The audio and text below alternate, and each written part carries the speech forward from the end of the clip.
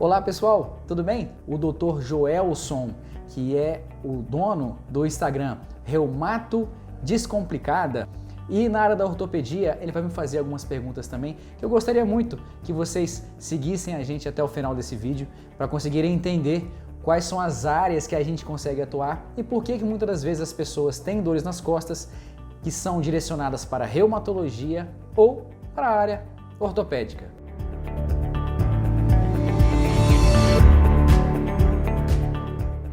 Paulo, me diz uma coisa. Se essa dor nas costas que o paciente está sentindo não é doença reumatológica, é o que então? Me explica. Joelson, meu amigo, excelente pergunta. Se a dor não está vindo de doenças reumatológicas, por que será que as costas estão doendo então, certo? Vamos lá. A dor nas costas acontece em aproximadamente 90% dos pacientes algum tempo na vida, tá? Sendo que 85% das dores nas costas, elas estão correlacionadas com distensões na musculatura. As dores nas costas por distensões também doem muito, viu pessoal? Mas vamos lá. Daqueles outros 15% que ainda sobram, existem as dores de origem do disco. O que é o disco? Entre uma vértebra e outra tem aquele amortecedor natural. Ali também tem dor. Inclusive, ele pode protruir para trás, fazendo a compressão da medula, de raízes nervosas, da dura mater. Isso também causa bastante dor. Dores facetárias. Facetárias é o quê? Entre uma vértebra e outra elas se comunicam. Nessa comunicação também tem a degeneração, a artrose. Depois vai vir bico de papagaio, aquelas coisas que a gente vê no raio-x, e a gente tem aqueles quadros de dor por causa da artrose. Tá?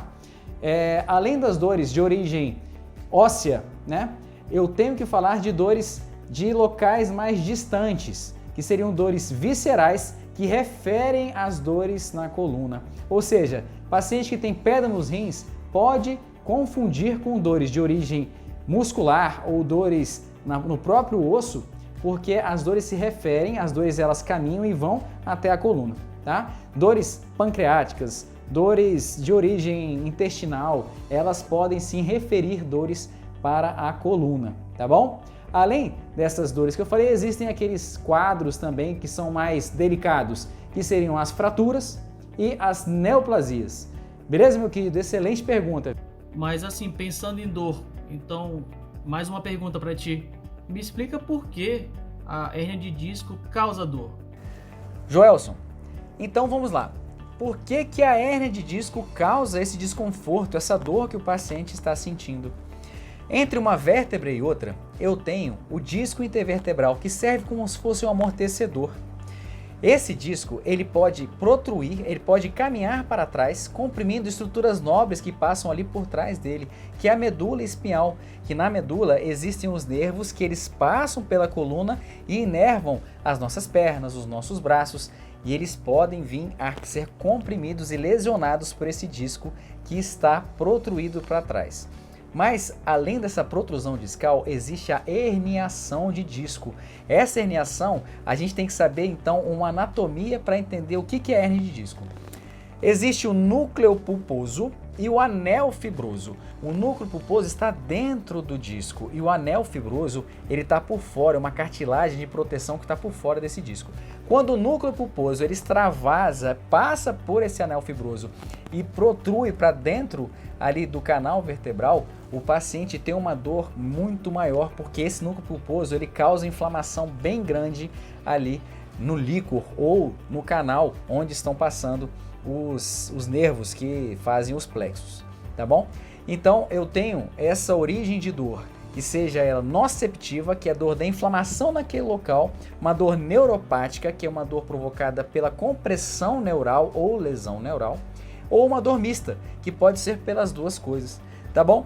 E se eu tenho uma dor da origem neural, eu posso começar a ter uma dor de característica por radiculopatia.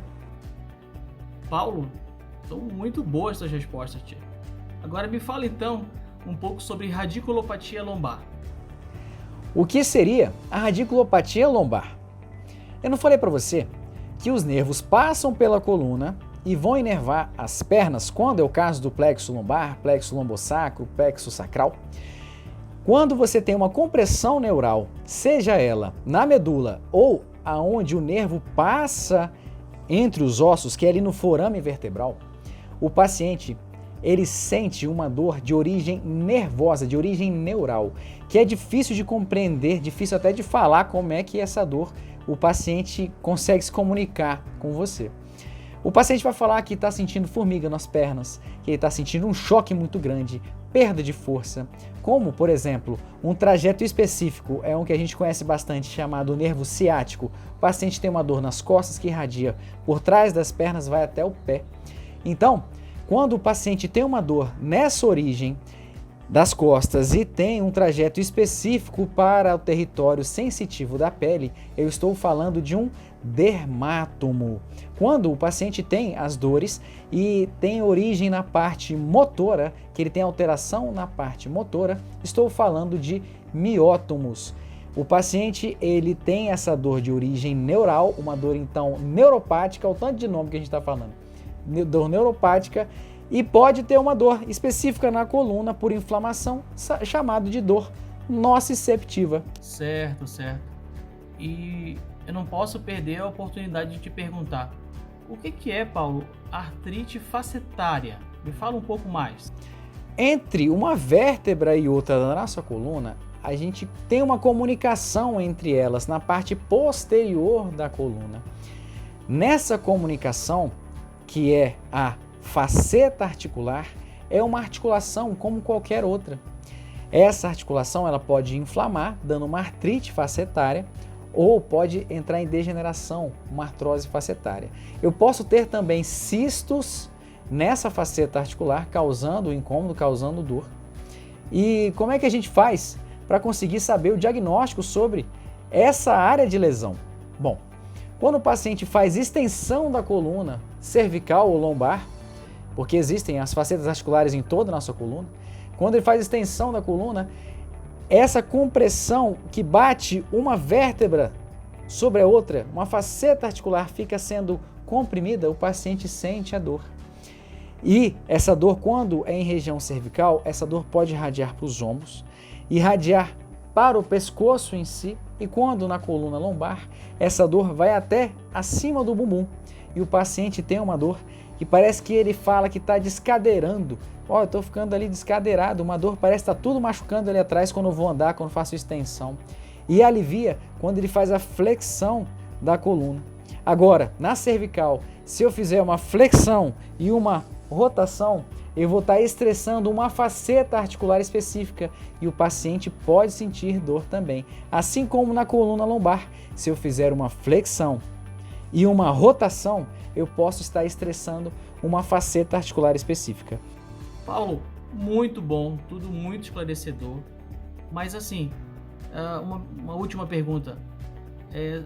Quando a gente pensa em dor nas costas, a gente logo associa com o uso de medicamentos. Mas me conta uma coisa, para o tratamento da dor lombar, da dor nas costas, o que eu tenho para usar, para fazer uso, além das medicações? Grande Joelson, ó quem veio responder a sua pergunta comigo aqui, foi minha filha. Bom, olha só, você me perguntou se, além das medicações, existem outras coisas para a gente fazer para melhorar a dor que o paciente tem nas costas. Sim, existem várias outras coisas para a gente fazer, meu querido. Graças a Deus, né? Bom, existem as terapias da parte farmacológica, que são as medicações, associado à equipe interdisciplinar, que nisso, 85% mais ou menos dos pacientes que têm dor nas costas, eles conseguem melhorar essas dores.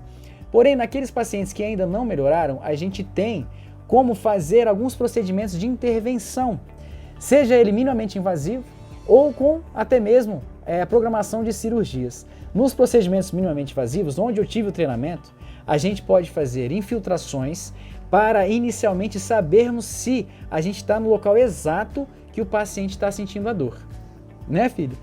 E se o paciente melhorar com a infiltração do bloqueio diagnóstico, a gente segue com o nosso protocolo.